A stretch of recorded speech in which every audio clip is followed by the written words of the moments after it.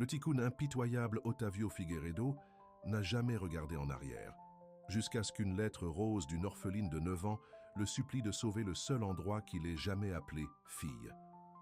Il avait prévu une démolition. Au lieu de cela, il a trouvé la rédemption.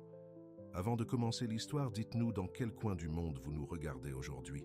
Le soleil du matin brillait sur les tours de verre du centre-ville de Porto Alegre. Otavio Figueiredo ajusta sa cravate coûteuse en regardant par les baies vitrées de son bureau en attique. À 65 ans, il conservait toujours une prestance imposante. Grand, avec des cheveux argentés parfaitement coiffés et des yeux bleus froids qui avaient vu d'innombrables bâtiments s'effondrer pour faire place à son empire. « Monsieur Figueiredo, votre rendez-vous de 9 heures est arrivé », annonça son assistante Marina par l'interphone. Otavio appuya sur le bouton. « Faites-le entrer ». Carlos Mendes, son responsable des acquisitions, entra en portant un dossier épais. C'était un homme nerveux d'une quarantaine d'années, qui avait appris depuis longtemps que son patron appréciait les résultats, pas les excuses. « Bonjour, monsieur. J'ai les documents finaux pour la propriété de la Casa da Sandorinha. » Otavio leva à peine les yeux en tendant la main pour recevoir les documents. « Y a-t-il des problèmes que je devrais connaître ?»« Non, monsieur. La vente s'est déroulée sans problème. La propriété vous appartient officiellement. Les anciens propriétaires, la fondation caritative, n'ont eu d'autre choix que de vendre. Ils sont en proie à des dettes. » Otavio parcourut les documents avec une efficacité toute professionnelle. « Bien. Et l'équipe de démolition ? Prévue pour la fin du mois. Les plans de développement sont déjà approuvés par le conseil municipal. La construction peut commencer immédiatement après la démolition. » Un mince sourire traversa le visage d'Otavio. C'était une nouvelle victoire pour Figueiredo Developments. L'ancien orphelinat était situé sur un terrain de choix. Un pâté de maisons entiers qui abriterait bientôt des appartements de luxe avec vue sur la rivière. La marge bénéficiaire serait spectaculaire. « Avez-vous visité le site ?» demanda Otavio. Carlos s'agita inconfortablement. « Oui, monsieur, c'est un vieux bâtiment, probablement des années 1940. Il abrite actuellement 23 enfants. La directrice est une femme âgée nommée Donna Cecilia. Elle... » Otavio l'interrompit d'un geste de la main. « Je n'ai pas demandé une histoire. À dimension humaine, Carlos. J'ai posé une question sur la propriété. »« Bien sûr, monsieur. La structure est saine mais dépassée. 2 étages, environ 2000 mètres carrés de surface construite sur un terrain de 5000 mètres carrés. Excellent emplacement. Et les occupants actuels? Ils ont 30 jours pour quitter les lieux, conformément à l'accord. » Otavio hocha la tête et signa la dernière page avec son stylo plume en or. « Assurez-vous qu'il soit parti à temps. Je ne veux aucun retard. » Après le départ de Carlos, Otavio se retourna vers la fenêtre. De son bureau au 30e étage, il pouvait voir la rivière serpentant à travers la ville. Quelque part dans cette direction se trouvait l'ancien orphelinat, Casa das Andorinhas, maison des hirondelles. Non pas qu'il se soucie de son nom ou de son histoire. Pour lui, ce n'était qu'une autre propriété à transformer, une autre occasion d'accroître sa fortune. Les journaux économiques l'avaient surnommé « le coupeur » il y a des années. Il achetait de vieux bâtiments, les démolissait et construisait des structures modernes à leur place. La sentimentalité n'avait pas sa place dans les affaires. Tout avait un prix, surtout le passé. 2 jours plus tard, Marina déposa le courrier du jour sur le bureau d'Otavio. Parmi les enveloppes professionnelles et les lettres formelles, il y avait quelque chose d'inhabituel. Une petite enveloppe rose légèrement froissée avec une adresse manuscrite. « Qu'est-ce que c'est ?» demanda-t-il en la soulevant entre 2 doigts, comme si elle pouvait mordre. Marina haussa les épaules. « Elle est arrivée avec le courrier ordinaire, monsieur. Pas d'adresse de retour. Probablement un militant écologiste, » murmura-t-il. Ces gens lui envoyaient toujours des lettres de haine au sujet de ses projets qui remplaçaient les espaces verts ou les bâtiments historiques. Il allait la jeter à la poubelle quand quelque chose l'arrêta. L'écriture semblait enfantine, irrégulière. Il fendit l'enveloppe avec son ouvre-lettres. À l'intérieur se trouvait une seule feuille de papier rose, décorée de dessins au crayon d'une maison et de personnages en bâtonnets. La lettre, écrite d'une écriture hésitante d'enfant, disait « Cher monsieur riche, veuillez ne pas démolir notre maison. Je sais qu'elle est vieille, mais c'est là que j'ai appris à faire du vélo, que j'ai eu mon premier livre et où ma sœur me serre dans ses bras quand j'ai peur. Ce ne sont pas que des briques, c'est le seul endroit Qui m'appelle ma fille. Avec amour, Sofia, 9 ans. Ottavio regarda la lettre. Il la lut une deuxième fois, puis une troisième. Quelque chose en lui, quelque chose qu'il pensait mort depuis longtemps, s'agita inconfortablement. Le nom le frappa comme un coup physique. Sofia avait été le nom de sa fille. Sa jolie petite fille, qui était morte à l'âge de 3 ans dans un accident de voiture, alors qu'elle était sous la garde de son ex-épouse. C'était il y a 35 ans, mais la blessure ne s'était jamais vraiment refermée. Il s'était enfoui dans le travail après cette tragédie, avait divorcé de sa femme et avait rompu la plupart de ses liens humains. Les bâtiments ne mouraient pas. Les marges bénéficiaires ne vous brisaient pas le cœur. Les affaires étaient plus sûres que l'amour. « Monsieur, allez-vous bien ?» Marina le regardait avec inquiétude. Ottavio réalisa qu'il était resté immobile pendant plusieurs minutes. « Je vais bien », dit-il sèchement, bien que sa voix sonna étrange même à ses propres oreilles. « Annulez mes rendez-vous de ce soir. » Après le départ de son personnel, Ottavio resta seul dans son bureau, la lettre rose toujours sur son bureau. Il ne pouvait pas expliquer pourquoi, mais il se sentait obligé de voir cet endroit, cette Casa da Sandorinas, de ses propres yeux. La nuit était tombée lorsque Ottavio gara sa voiture de luxe à un pâté de maison de l'orphelinat. Il n'avait jamais visité aucune de ses propriétés avant la démolition. Quel était l'intérêt? Mais ce soir était différent. La Casa da Sandorinas était un grand bâtiment de 2 étages aux murs jaunes délavés. La peinture se décollait, par endroits, et certaines volets étaient penchées, mais le terrain était soigné. Quelqu'un avait planté des fleurs le long de l'allée et des dessins d'enfants décoraient les fenêtres. Ottavio fit le tour de l'arrière du bâtiment, où un jardin avec des balançoires et un petit terrain de foot s'étendait. Les lumières étaient allumées à l'intérieur, et à travers les fenêtres, il pouvait voir des enfants réunis dans ce qui semblait être une salle à manger.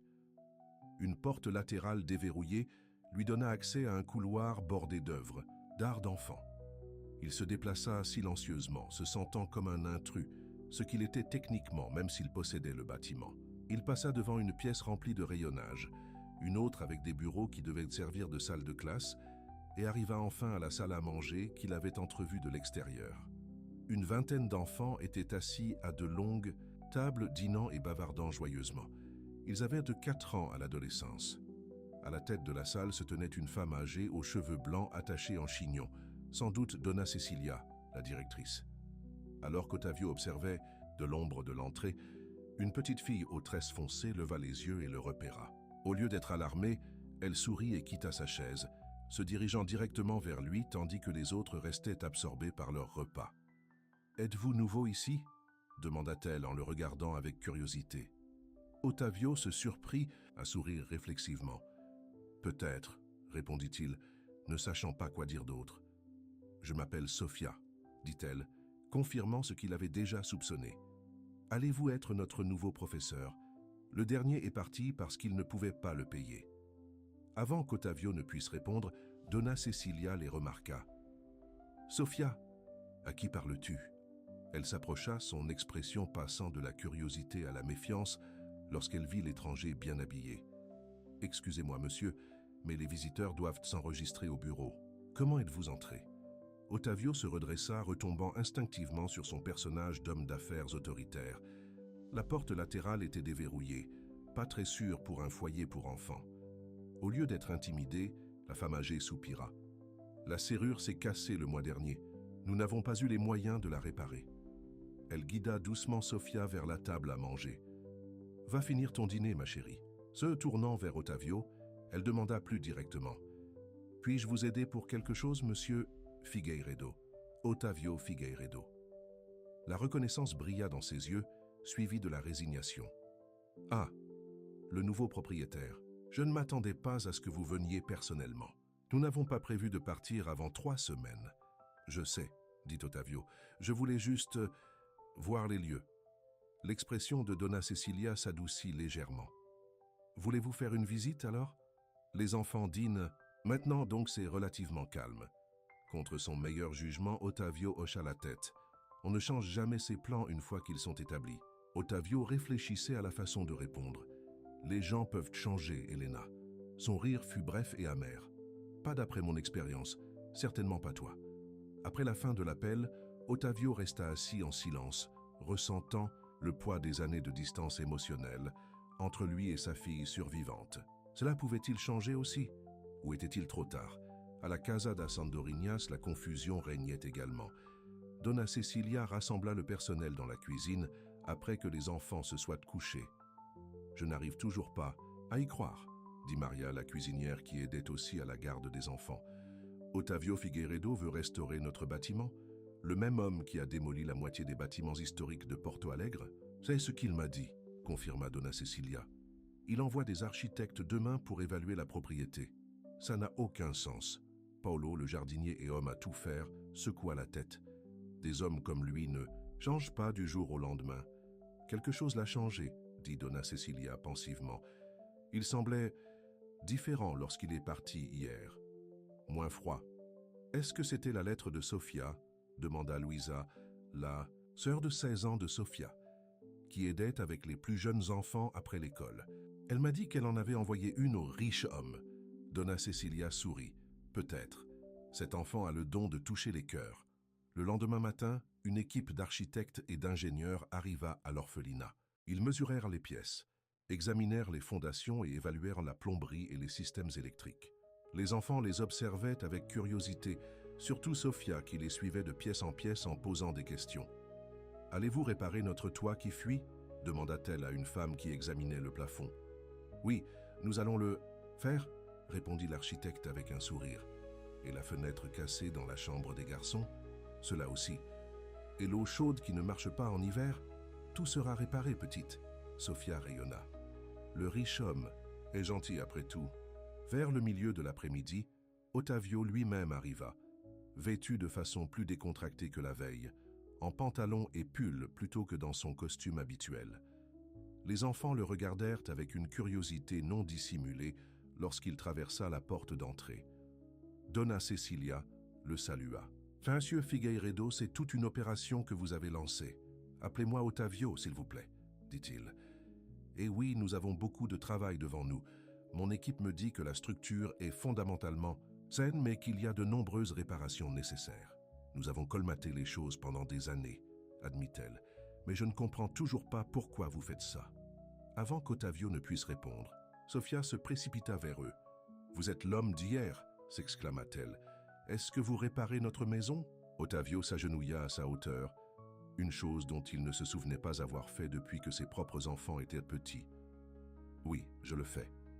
Votre maison a besoin de soins et je vais vous aider. »« Avez-vous reçu ma lettre ?» demanda-t-elle directement. Les yeux d'Otavio s'adoucirent. « Oui, c'est pour ça que je suis là. » Le visage de Sofia s'illumina de fierté. « Je savais que vous aideriez si je demandais gentiment. Donna Cecilia dit qu'il est important d'être poli. Elle a raison, convint Otavio. Et votre lettre était très polie et très puissante. » Sofia prit sa main avec la confiance naturelle d'un enfant. « Venez voir ma chambre. Je la partage avec 4 autres filles, mais j'ai le lit près de la fenêtre. » Avant même qu'il ne s'en rende compte, Otavio était de nouveau conduit à travers l'orphelinat, cette fois avec Sofia comme guide enthousiaste. Elle lui montra son lit avec sa courte pointe usée mais propre, une petite boîte où elle gardait ses trésors, et la vue de sa fenêtre sur le jardin où les enfants jouaient.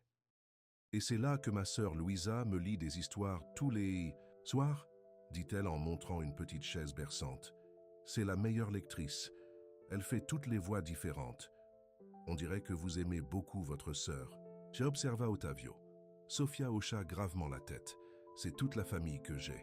Notre mère est morte et nous n'avons pas de père. » Otavio ressentit une douleur dans la poitrine. « J'avais une fille qui s'appelait Sofia, » dit-il, se surprenant lui-même de cette révélation. « Vraiment? Où est-elle maintenant? » « Elle est morte quand elle était très petite. » Le visage de Sofia devint solennel. « C'est triste. Ma mère est morte aussi. Ça fait très mal. »« Oui, » convint Otavio, « et ça fait mal. Mais savez-vous ce que dit Donna Cecilia ?» continua Sofia. « Elle dit que les gens qu'on aime sont toujours dans nos cœurs, donc ils ne sont jamais vraiment partis. » Otavio sentit quelque chose se briser en lui, un mur qu'il avait construit il y a des décennies s'effondrant. Un peu. Votre Donna Cecilia est une femme sage. Plus tard, alors qu'Otavio se préparait à partir, il se retrouva en conversation avec Luisa, la sœur aînée de Sofia. Contrairement à la pétillante Sofia, Louisa était sérieuse et vigilante avec les yeux méfiants de quelqu'un qui avait appris à ne pas faire trop confiance. « Sophia semble heureuse des réparations, dit-elle en l'étudiant. Mais qu'est-ce qui se passe après? Allez-vous transformer cela en quelque chose d'autre une fois que cela aura meilleure allure? Des appartements, peut-être? Ou un hôtel? Non, dit fermement Ottavio. La Casa da Sandorinas restera un orphelinat. Je crée une fondation pour assurer son avenir financier. L'expression de Louisa resta sceptique. Pourquoi feriez-vous ça? Qu'est-ce que vous en retirez? C'était une question légitime, une question que ses propres dirigeants pourraient la poser s'ils osaient. Mais la réponse qu'il lui donna était plus honnête que toute autre qu'il leur donnerait. Une seconde chance, peut-être, de faire quelque chose de significatif. Le gala de charité de l'Association des constructeurs s'est déroulé dans l'hôtel le plus prestigieux de la ville. La salle de bal brillait de lustres en cristal et l'élite de Porto Alegre se mêlait autour de champagne et d'amuse-gueule. Ottavio arriva avec Elena au bras, tous deux impeccablement habillés, ressemblant à un homme d'affaires prospère et à son élégante fille. « Ottavio, l'homme du moment !» s'exclama Victor Santos, président de l'Association des constructeurs. « Tout le monde parle de votre nouveau projet mystérieux. » Ottavio sourit poliment. Le bruit court vite. « Est-il vrai que vous avez annulé le projet River Heights ?» insista Victor, tandis que d'autres promoteurs se rassemblaient autour d'eux, la curiosité évidente sur leur visage. « Le projet a été réorienté, » confirma Ottavio. « Pour restaurer un orphelinat ?» demanda un autre promoteur incrédule. « Cela ne ressemble pas à l'Ottavio Figueiredo que nous connaissons. » Elena regarda son père avec surprise. C'était la première fois qu'elle en entendait parler. « Peut-être ne me connaissez-vous pas aussi bien que vous le pensez, » répondit calmement Ottavio. Tout au long de la soirée, des conversations similaires se sont répétées. Les SAT, associés d'affaires, ont exprimé leur confusion. Les concurrents ont spéculé sur des motifs cachés et tout le monde voulait savoir pourquoi le démoliteur était soudainement devenu un défenseur de la préservation. Pendant le dîner, Elena posa enfin la question directement. « Père, de quoi s'agit-il avec cet orphelinat? Depuis quand restaurez-vous des bâtiments au lieu de les remplacer ?»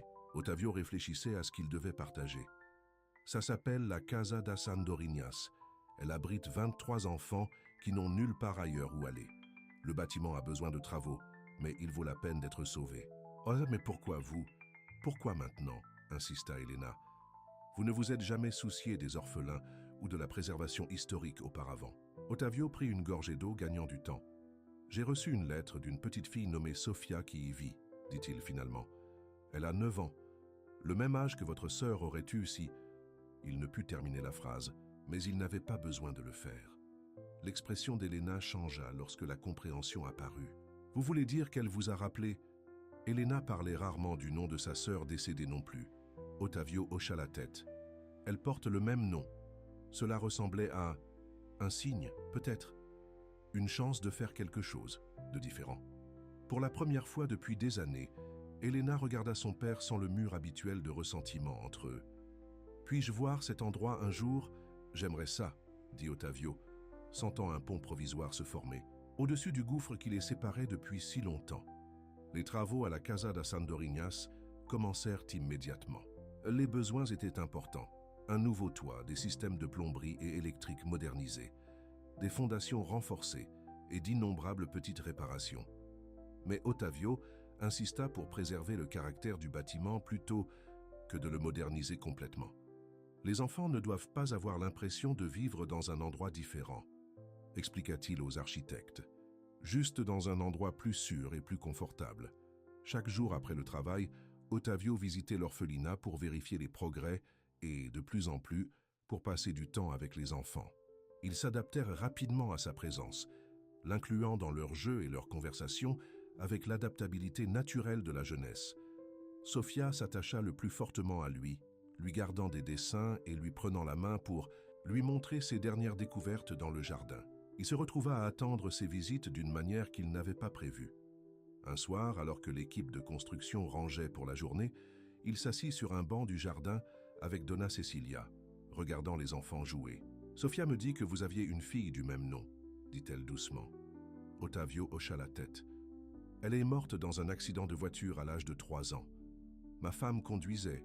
Cela a détruit notre mariage et une grande partie de moi, je pense. Je suis désolé pour votre perte, dit Donna Cecilia. Le deuil peut nous façonner d'une manière que nous ne reconnaissons pas toujours. Je suis devenu quelqu'un que je ne suis pas sûr d'apprécier beaucoup, admit Ottavio. Que des affaires, pas de cœur. Ma fille survivante me parle à peine et je ne peux pas la blâmer. Il n'est jamais trop tard pour changer, suggéra Donna Cecilia. Elena, n'est-ce pas? Elle a appelé plus tôt dans la journée. Elle veut faire du bénévolat ici, les week-ends. La surprise et l'espoir se mêlèrent dans l'expression d'Ottavio. Vraiment? Elle a dit que vous avoir parlé au gala lui avait donné envie d'en savoir plus. Elle vient samedi pour rencontrer les enfants. Comme sur commande, Sofia accourut et s'installa à côté d'Ottavio sur le banc. Pouvez-vous me pousser sur la balançoire? Polo est occupé à réparer la clôture.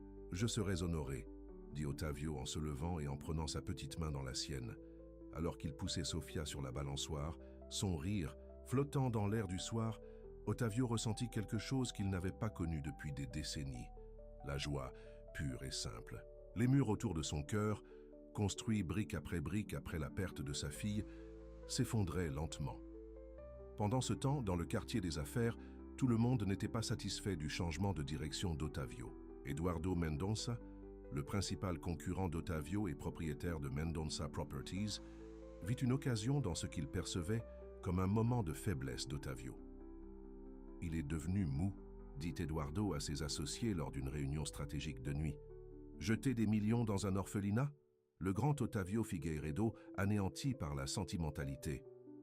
Il rit durement. « C'est maintenant notre chance de nous déplacer sur ses autres propriétés pendant qu'il est distrait. » Ce qu'Eduardo ne savait pas, c'est qu'un de ses jeunes associés avait autrefois vécu à la Casa das Andorinhas.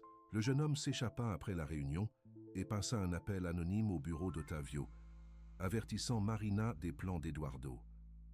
Lorsqu'Ottavio apprit la menace potentielle pour son empire commercial, son premier instinct fut de se précipiter au travail et d'abandonner ses visites quotidiennes à l'orphelinat.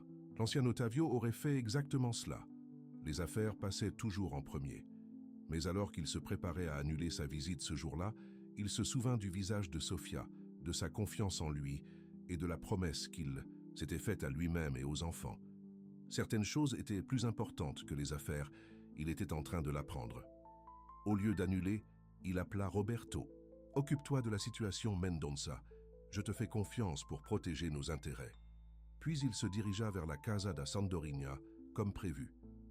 Ce soir-là, alors qu'il lisait des histoires aux plus jeunes enfants, quelque chose qu'il avait commencé à faire régulièrement, Sofia grimpa sur ses genoux avec la familiarité confortable d'un enfant qui se sent en sécurité. « Vas-tu être notre grand-père maintenant ?» demanda-t-elle innocemment. La question le prit au dépourvu.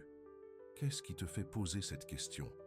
Vous venez tous les jours et vous lisez des histoires et vous avez réparé notre maison, » expliqua-t-elle avec la logique d'un enfant. « C'est ce que font les grands-pères, n'est-ce pas? Et vous êtes assez âgé. » Ottavio rit, un rire authentique qui plissa les coins de ses yeux. « Je suppose que je suis assez âgé. Alors, pouvons-nous vous appeler Grand-père Ottavio ?» insista-t-elle. Pendant un moment, il hésita. Cela ne faisait pas partie de son plan. Il avait l'intention d'aider à restaurer l'orphelinat, de créer la fondation et de passer à autre chose, quoique avec des visites occasionnelles. Devenir grand-père pour ses enfants signifiait s'engager à faire partie intégrante de leur vie. Mais en regardant le visage plein d'espoir de Sofia, il se rendit compte qu'il voulait ce lien. « Oui, dit-il finalement. Vous pouvez m'appeler grand-père Ottavio si vous voulez. » Sofia rayonna et le serra fort dans ses bras. « Je savais que vous étiez une bonne personne, » chuchota-t-elle, même quand Luisa a dit que les riches ne se soucient que de l'argent. De l'autre côté de la pièce, Luisa observa l'interaction avec des émotions mitigées. Elle restait sceptique quant à la transformation d'Ottavio, mais ne pouvait nier les changements positifs que son implication avait apportés à leur vie. L'orphelinat redevenait une vraie maison, et Sofia était plus heureuse qu'elle ne l'avait été depuis la mort de sa mère. Quant à Ottavio, il réalisa qu'il était aussi plus heureux. Aider ses enfants, en particulier Sofia et Luisa, lui avait donné un but au-delà de gagner de l'argent. Et avec Elena qui allait faire du bénévolat, il y avait de l'espoir de guérir sa relation avec sa fille également. La lettre qui avait trouvé Le samedi matin, le ciel était dégagé et les températures douces, un temps parfait pour la première visite d'Elena à la Casa da Sandorinas. Ottavio arriva tôt, se sentant nerveux de façon inhabituelle. Cela faisait des années qu'il n'avait pas passé de temps avec sa fille, en dehors des fonctions familiales ou professionnelles obligatoires. Il trouva Donna Cecilia dans la cuisine, aidant Maria à préparer le déjeuner pour les enfants. L'odeur du pain frais emplissait l'air. « Bonjour », le salua Donna Cecilia avec un sourire chaleureux. « Vous êtes là tôt aujourd'hui. »« Ma fille Elena arrive », expliqua Ottavio. « Elle veut faire du bénévolat. »« Oui, je me souviens. Les enfants sont impatients de la rencontrer. Surtout Sofia. Elle a dit à tout le monde qu'une nouvelle amie arrive. » Ottavio sourit. « Sofia semble se faire facilement des amis. »« C'est vrai, » convint Donna Cecilia, « mais elle est particulièrement attachée à vous. Vous lui avez donné quelque chose qui lui manquait, une figure paternelle. » L'observation toucha quelque chose de profond en Ottavio. « Et elle m'a donné quelque chose aussi, » admit-il. « Une raison de me soucier à nouveau. » Ils furent interrompus par le bruit d'une voiture qui s'arrêtait dehors. Ottavio alla à la porte d'entrée juste au moment où Elena sortait de sa berline de luxe. Elle était vêtue de façon décontractée, en jeans et en simple chemisier, loin de ses tenues de créateur habituelles. « Elena », la salua-t-il, « je suis content que tu sois venue. » Elle lui adressa un sourire hésitant. « C'est différent pour nous, n'est-ce pas?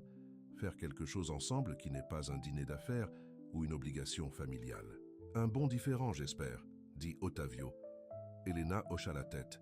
« Je suis curieuse de cet endroit et de ces enfants qui vous ont fait une telle impression. » Alors qu'ils entrèrent dans le bâtiment, Ottavio fut frappé par les progrès déjà réalisés par les équipes de rénovation.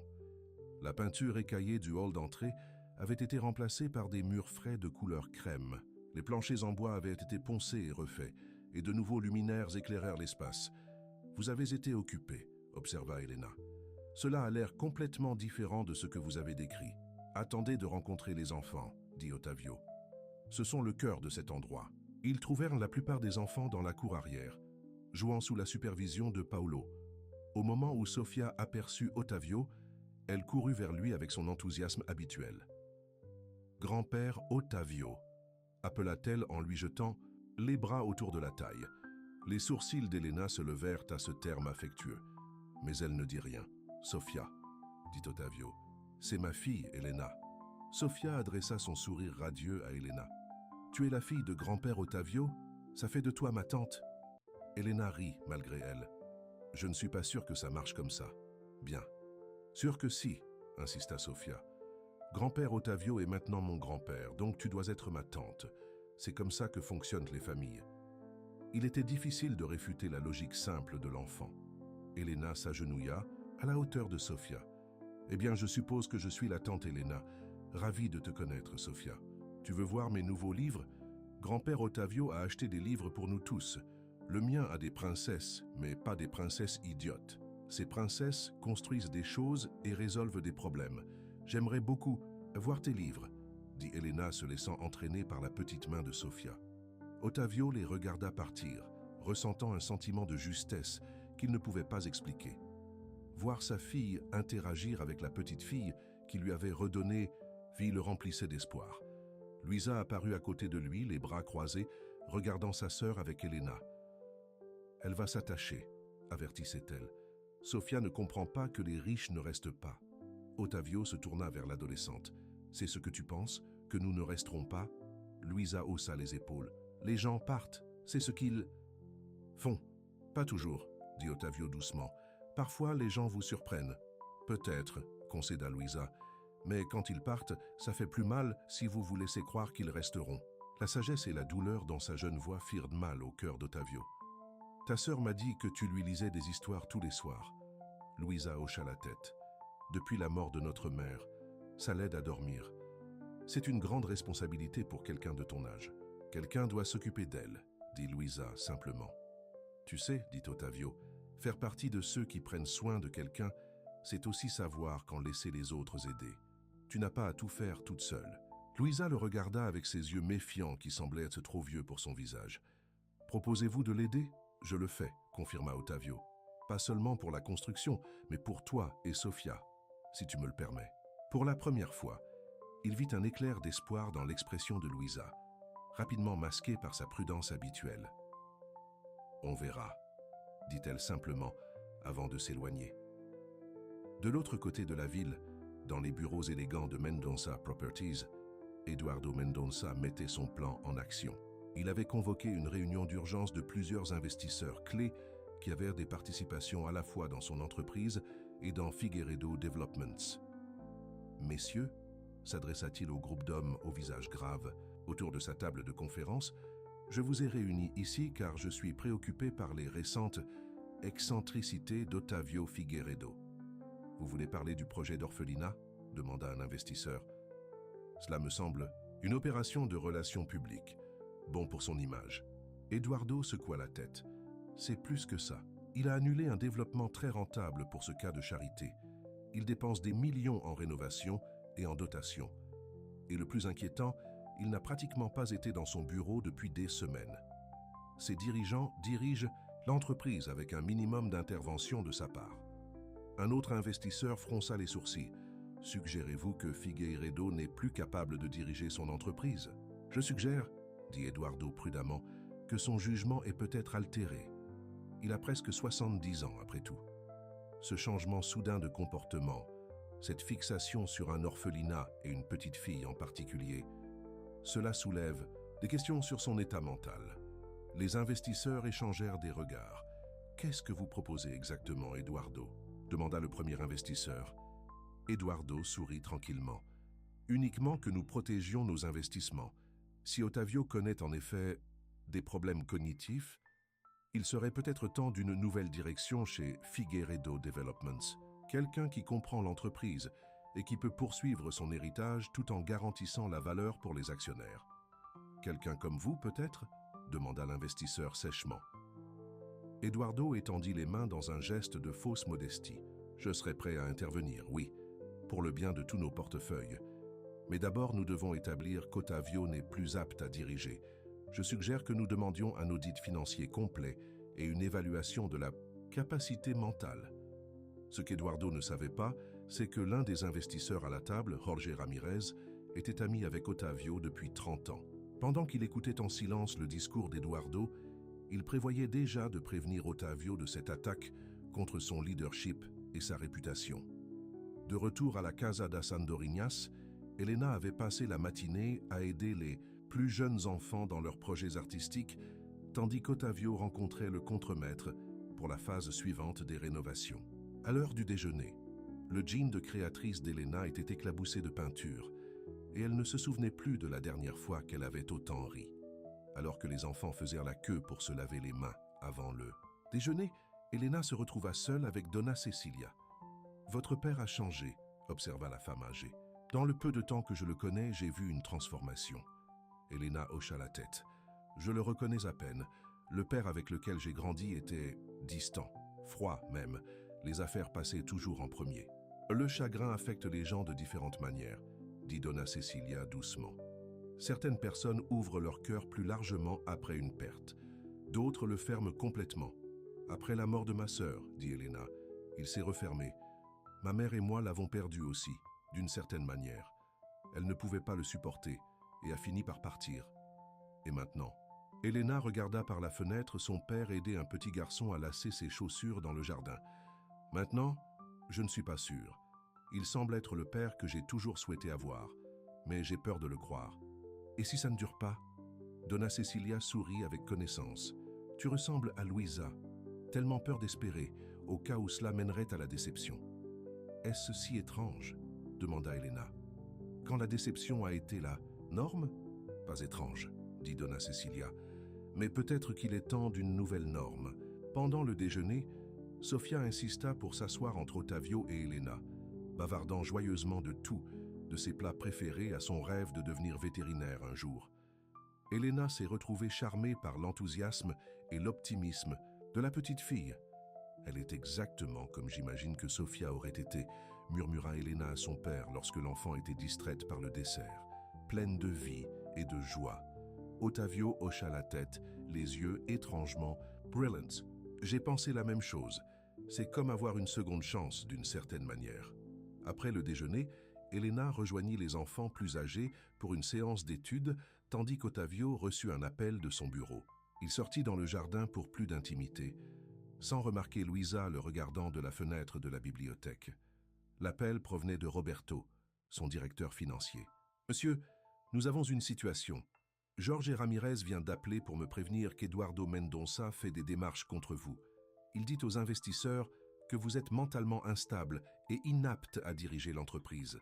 Il réclame un audit et une évaluation de la capacité. » Ottavio ressentit une vague de la vieille colère qui l'avait animé pendant des années. « Ce serpent, il veut mon entreprise depuis des décennies. Que voulez-vous que nous fassions ?» demanda Roberto. Le premier instinct d'Ottavio fut de se précipiter au bureau, de convoquer une réunion d'urgence du conseil d'administration et d'écraser la tentative de prise de contrôle d'Eduardo. C'est ce que l'ancien Ottavio aurait fait, riposter avec une efficacité impitoyable. Mais en regardant l'orphelinat, les enfants visibles à travers les fenêtres, Elena aidant un adolescent à faire ses devoirs, il réalisa quelque chose d'important. Combattre Eduardo, selon les termes d'Eduardo, signifiait redevenir l'ancien Ottavio, l'homme qui plaçait les affaires au-dessus de tout. « Appelez le conseil », dit-il finalement, mais pas pour une réunion défensive. Je veux présenter ma vision de l'avenir de Figueiredo Developments. Il est temps de faire des changements. Des changements? Roberto semblait alarmé. Quel genre de changement? Le genre de changement qui compte, dit Ottavio. J'expliquerai tout lundi. Pour l'instant, assurez-vous simplement qu'Eduardo ne fasse pas d'autres démarches pendant le week-end. Alors qu'il terminait l'appel, Ottavio remarqua Luisa debout à proximité. Son expression lui indiquait qu'elle avait surentendu au moins une partie de sa conversation. « Des problèmes au travail ?»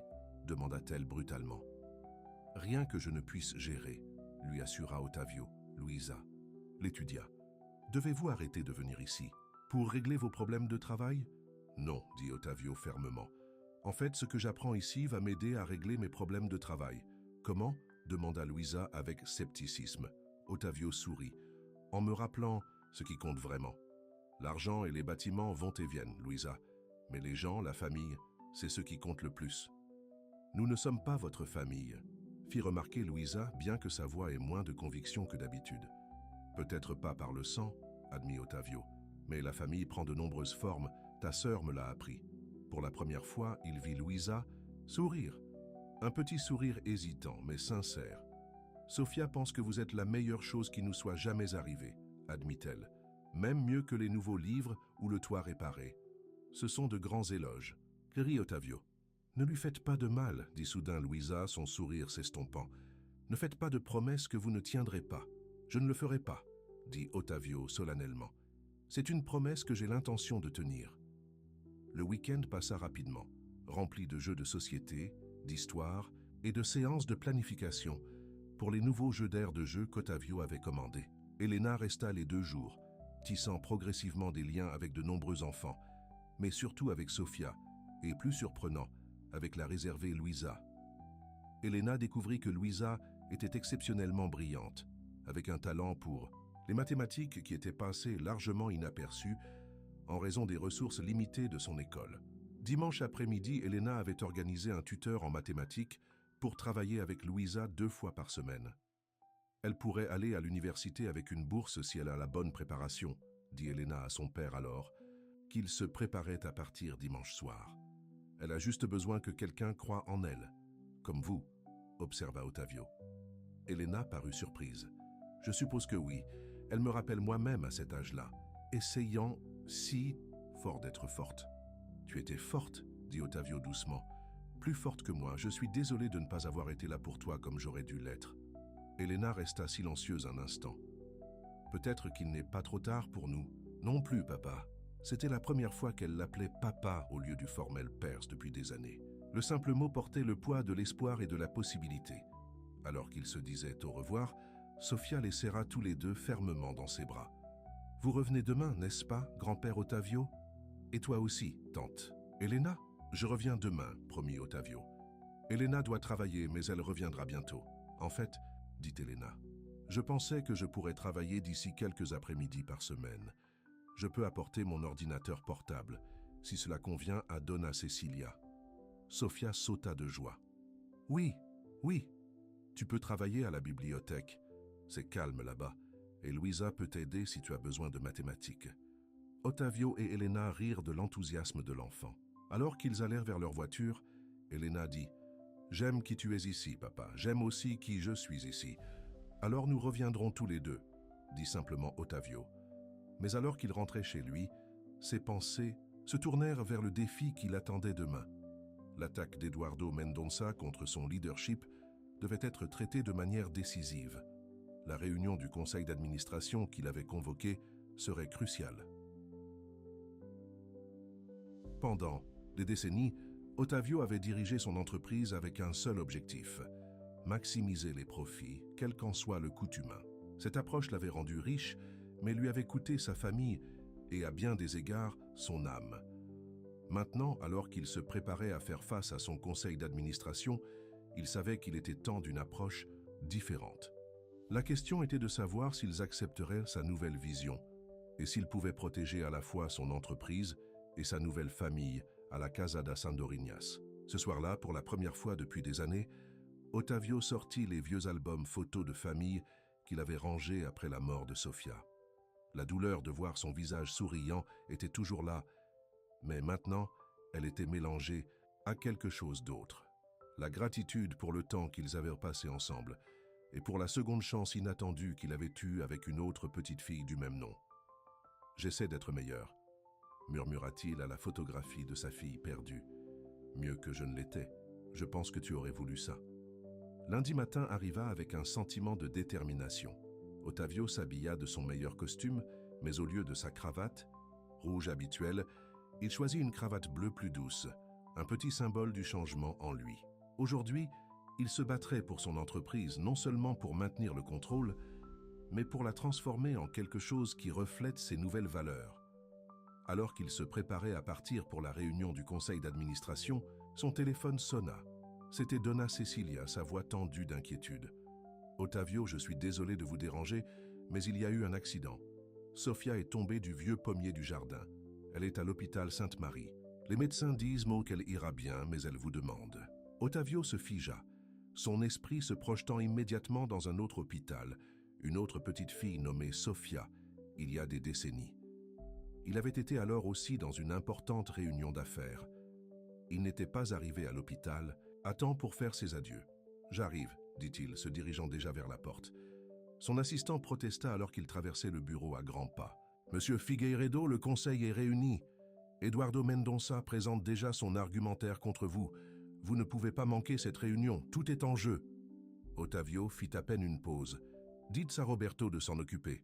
Certaines choses sont plus importantes que les affaires. » Alors qu'il se précipitait vers sa voiture, Ottavio réalisa que pour la première fois en 35 ans, il choisissait la famille plutôt que le travail. Et d'une certaine manière, malgré tout ce qui était en jeu, cela semblait parfaitement juste. Les couloirs de l'hôpital résonnaient des pas précipités d'Ottavio alors qu'il se précipitait vers le service des enfants. Son cœur battait d'une peur familière, une peur qu'il n'avait pas ressentie depuis 35 ans. Le souvenir d'un autre hôpital, d'une autre petite fille nommée Sofia, menaçait de le submerger. Quand il atteignit la salle d'attente, il trouva Donna Cecilia assise avec Louisa dont les yeux étaient rouges de larmes. « Où est-elle » demanda Ottavio, la voix serrée d'inquiétude. « Le médecin est avec elle maintenant » expliqua Donna Cecilia. « Elle a une fracture du bras et quelques contusions, mais elle ira bien. »« Que s'est-il passé » demanda Ottavio, s'asseyant à côté de Louisa, qui sembla choquée par son apparition soudaine. Elle escaladait. « Le pommier » expliqua Louisa, la voix tremblante. « Je lui ai dit de ne pas monter si haut, mais elle voulait voir s'il y avait des pommes précoces. La branche a cassé. » Elle prit une inspiration hésitante. « C'est de ma faute. J'aurais dû la surveiller de plus près. Ce n'est pas de ta faute, » lui assura Ottavio, passant un bras autour de ses épaules maigres. « Les enfants ont des accidents. L'important, c'est qu'elle ira bien. » Louisa leva les yeux vers lui avec surprise. « Vous êtes venu. Mais qu'en est-il de votre importante réunion ? Je vous ai entendu en parler hier. Certaines choses sont plus importantes que les réunions, » dit simplement Ottavio. Un médecin s'approcha d'eux, un bloc-notes à la main. « Famille de Sofia Torres ?»« Oui » répondirent-ils tous les trois à l'unisson. Le médecin sourit. « Elle va bien. La fracture est nette et nous l'avons remise en place. Elle devra porter un plâtre pendant environ 6 semaines, mais les enfants guérissent rapidement. Vous pouvez la voir maintenant. Elle vous a demandé son grand-père. » Ottavio sentit une chaleur se répandre dans sa poitrine en étant reconnu comme le grand-père de Sofia, même par un étranger. Le médecin les conduisit dans une petite pièce où Sofia était allongée dans un lit qui semblait trop grand pour elle. Son bras gauche était recouvert d'un plâtre blanc et elle avait quelques égratignures sur le visage. Mais lorsqu'elle les vit, son visage s'illumina. « Grand-père Ottavio, vous êtes venu !» s'exclama-t-elle. « Regardez mon plâtre. » Le médecin dit que tout le monde peut le signer.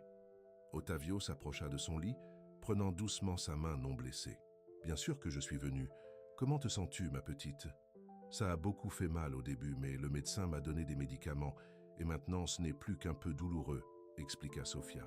« Je suis désolé d'avoir grimpé trop haut. L'important c'est que tu ailles bien, dit Ottavio, la voix rauque d'émotion. Tu nous as fait très peur. Tu m'en veux ? Demanda Sofia d'une petite voix. Non, je ne t'en veux pas. Je suis juste inquiet, parce que je tiens beaucoup à toi. Le sourire revint sur le visage de Sofia. Moi aussi je tiens beaucoup à toi, grand-père Ottavio. Mais tu peux me signer mon plâtre d'abord ?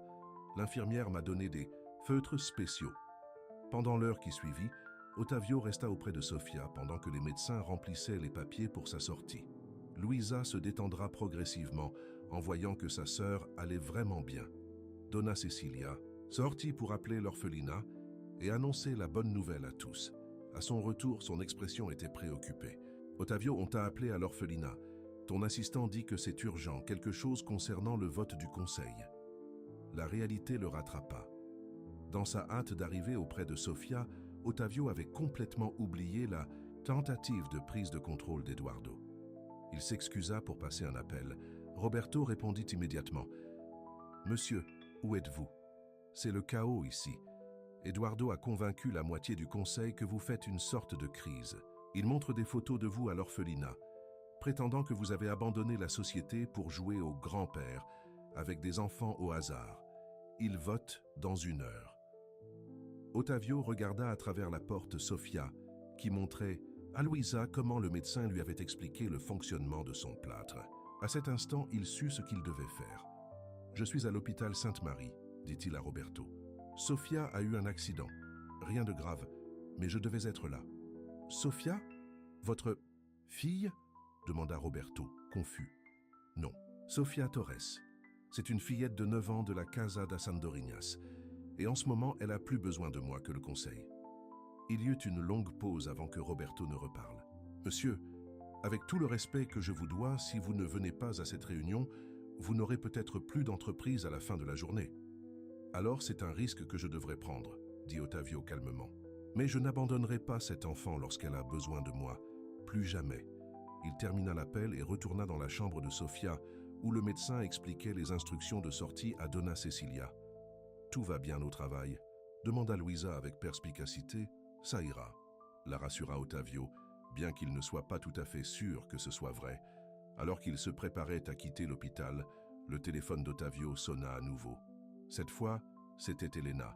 « Papa, où es-tu ? Roberto m'a appelé au sujet de la réunion du conseil. Eduardo Mendonça essaie de prendre le contrôle de l'entreprise. Je suis à l'hôpital Sainte-Marie, expliqua Ottavio. Sofia est tombée d'un arbre et s'est cassé le bras.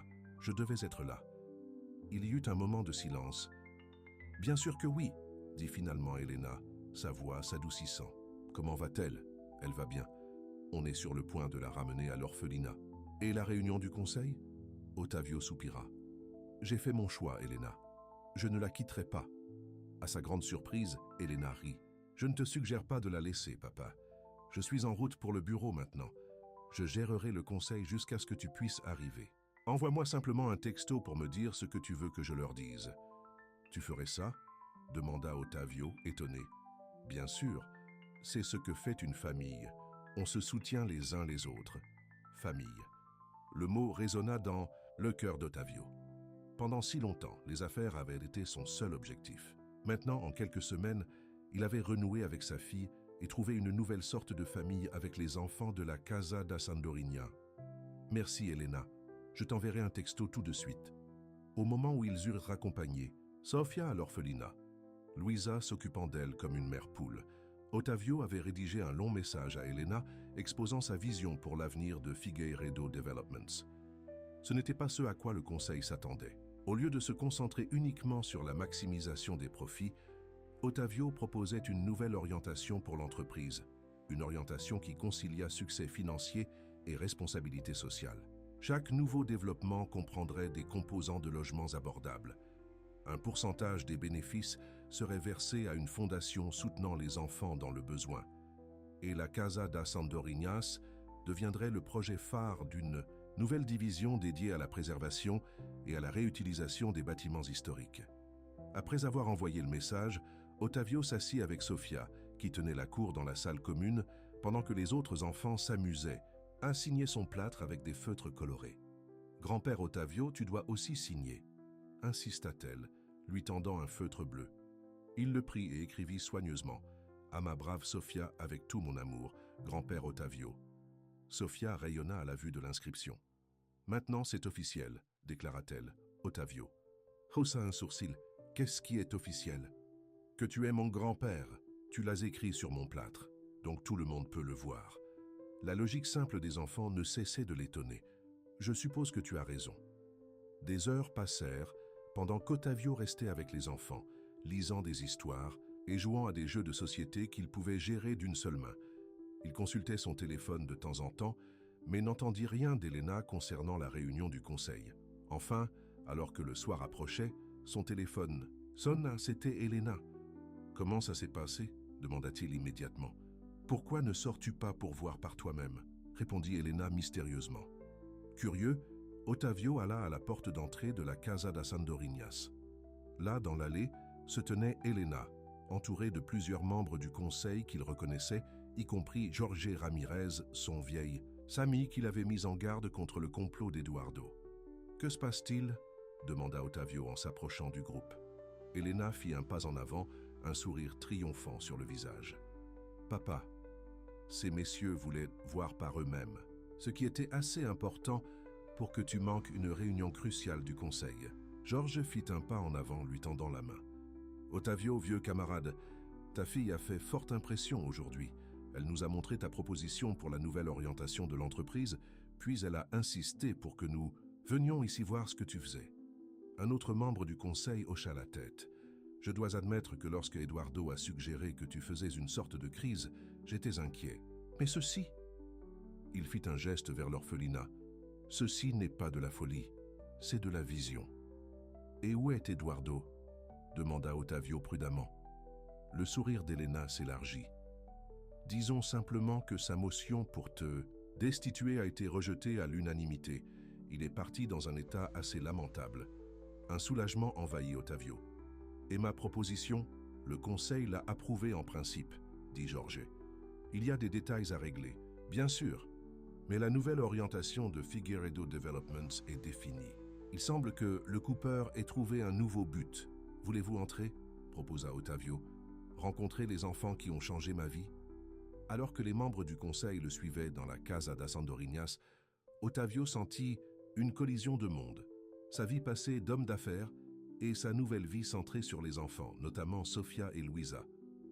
Les membres du conseil furent rapidement charmés par les enfants, en particulier Sofia, qui présenta fièrement Ottavio comme son grand-père à tous ceux qu'elle rencontrait. En observant ses associés d'affaires interagir avec les orphelins, Ottavio vit des perspectives changer, des cœurs s'ouvrir. Plusieurs membres du conseil ont même fait des dons personnels pour aider à améliorer davantage l'orphelinat. Plus tard dans la soirée, après le départ des visiteurs, Ottavio s'assit sur la balançoire du porche avec Elena, regardant le coucher du soleil. « Tu as été remarquable aujourd'hui, » lui dit-il. « Affronter le conseil, défendre ma vision. Je n'aurais pas pu faire mieux moi-même. » Elena sourit. « J'ai appris en te regardant toutes ces années.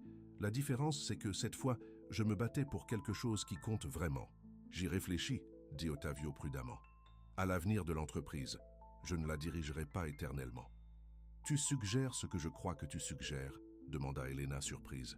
« Tu es plus que capable de prendre la relève en tant que PDG lorsque je prendrai ma retraite. Aujourd'hui, c'est prouvé. » Elena resta silencieuse un instant. Il y a quelques semaines, j'aurais sauté sur l'occasion. Maintenant, je ne suis plus sûr que ce soit tout ce que je veux de la vie. Qu'est-ce que tu veux dire? Elle fit un geste vers l'orphelinat. Être ici, avec ses enfants, surtout Louisa et Sofia, ça a réveillé quelque chose, en moi. Un désir de faire la différence, pas seulement de gagner de l'argent.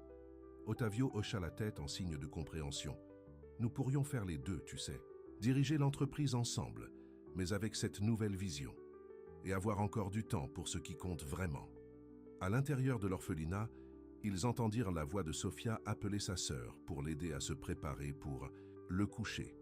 Louisa apparut à la porte, hésitante. « Sofia veut que vous lui lisiez tous les deux son histoire du soir ce soir, dit-elle, si vous n'êtes pas trop occupés. »« Nous ne sommes jamais trop occupés pour ça, » dit Ottavio, en se levant et tendant la main à Elena. Ensemble, ils suivirent Louisa à l'intérieur. Sofia était déjà au lit, son bras plâtré sur un oreiller. Elle tapota l'espace à côté d'elle. « Assieds-toi ici, grand-père Ottavio, et tante Elena peut s'asseoir de l'autre côté. » Alors qu'il s'installait, Sofia tendit à Ottavio son livre préféré. « Lis celle de la princesse, celle où elle construit des choses. » Ottavio commença à lire, sa voix douce dans la pièce silencieuse.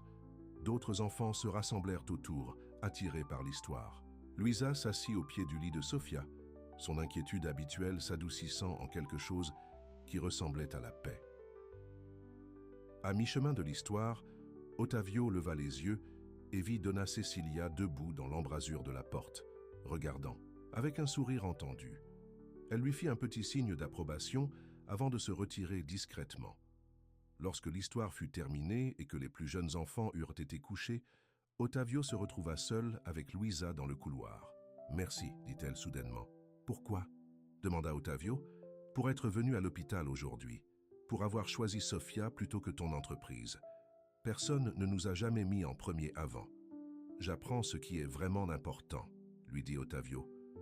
Mieux, vaut tard que jamais, je suppose. Louisa hésita, puis fit un pas en avant et lui donna une brève et maladroite accolade. Bonne nuit, grand-père Ottavio, murmura-t-elle avant de se précipiter dans sa propre chambre. Ces deux mots, prononcés par la fille prudente qui avait résisté à lui faire confiance pendant si longtemps, ressemblaient à un cadeau précieux. Ottavio resta un moment dans le couloir savourant ce sentiment. Elena s'approcha, passant son bras dans le sien. Prêt à rentrer à la maison? Ottavio regarda autour de lui les murs de la Casa das Andorinhas, maintenant fraîchement peints et solides une fois de plus.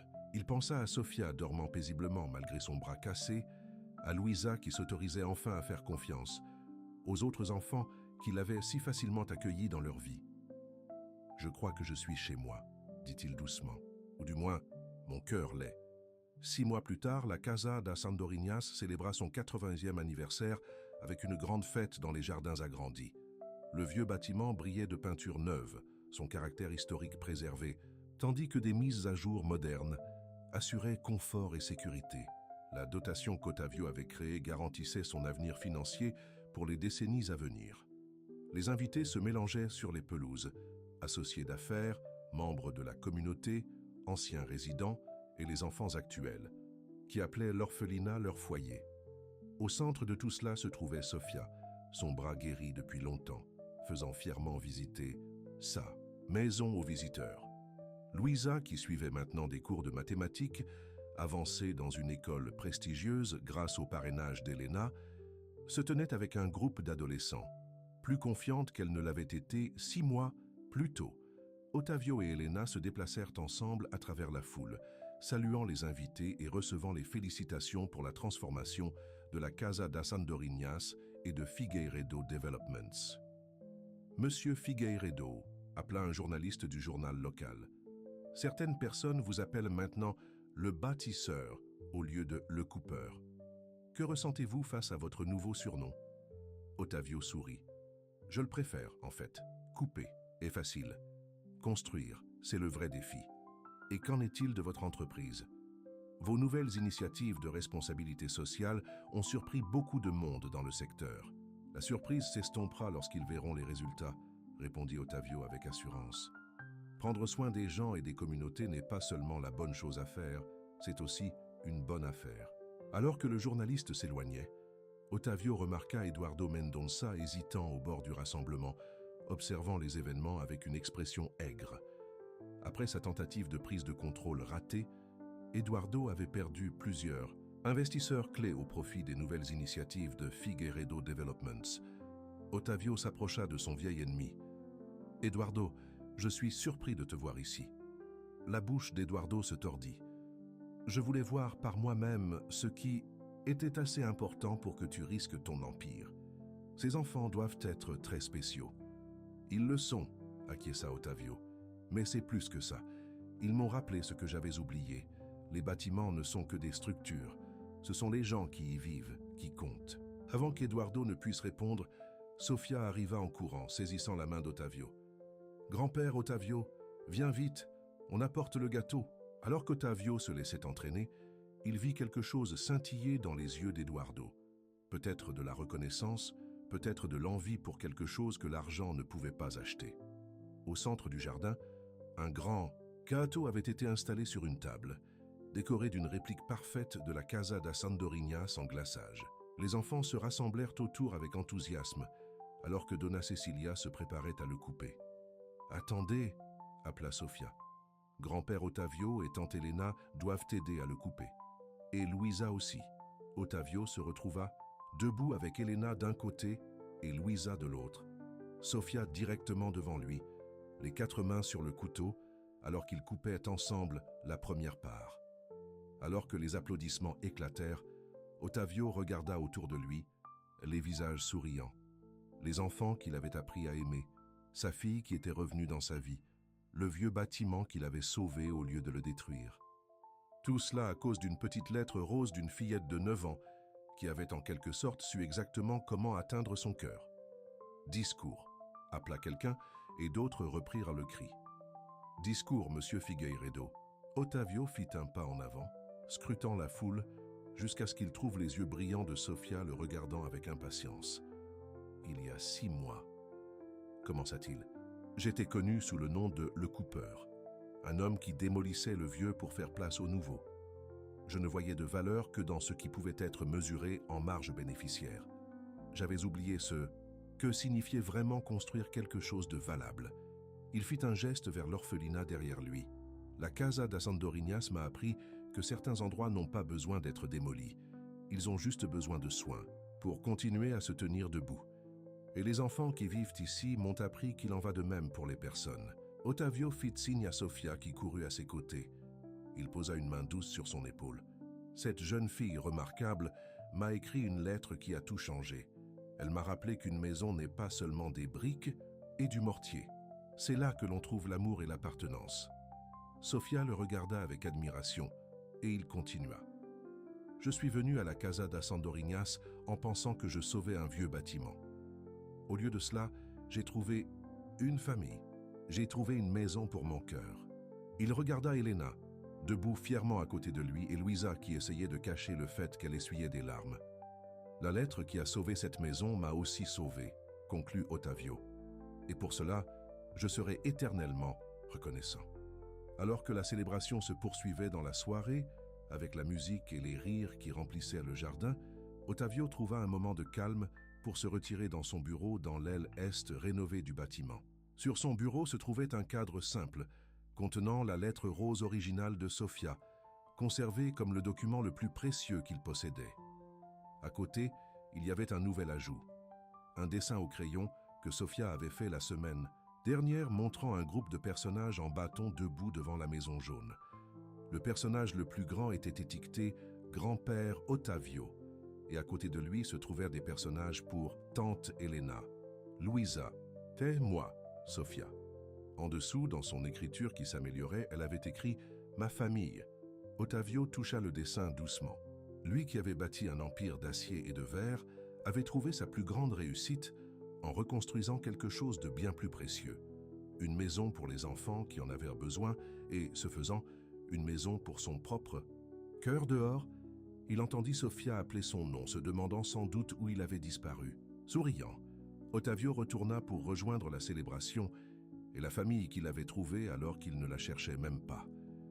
Pour un homme qui avait passé sa vie à regarder vers l'avenir et à démolir le passé, Otavio Figueiredo avait finalement appris la leçon la plus importante de toutes. Parfois, ce dont nous avons le plus besoin n'est pas quelque chose de nouveau, mais quelque chose qui nous attend depuis toujours, une place à laquelle appartenir, une main à tenir et un cœur à appeler maison.